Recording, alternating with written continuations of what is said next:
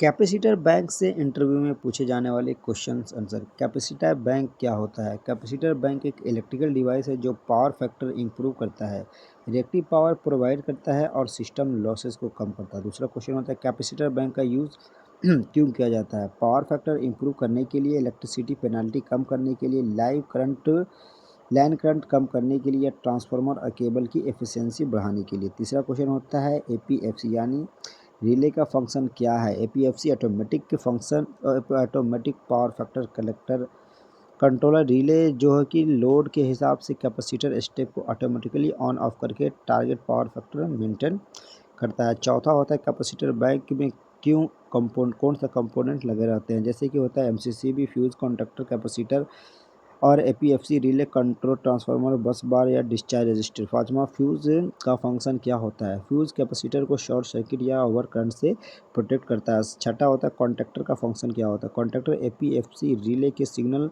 और पर कैपेसिटर का ऑन ऑफ करता है। करंट ट्रांसफार्मर क्यों लगाया जाता है?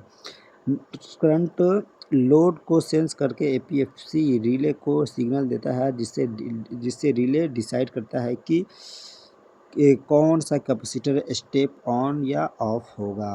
आठवां क्वेश्चन था कैपेसिटर बैंक में फ्यूज बार बार क्यों उड़ता है? कैपेसिटर शॉर्ट हो गया होगा, ओवर करंट आ रहा होगा या हार्मोनिक ज़्यादा है या रॉन्ग फ्यूज रेटिंग यूज हुई हो। नौवां क्वेश्चन होता है कैपेसिटर बैंक ओवर हीटिंग का रीज़न क्या हो सकता है?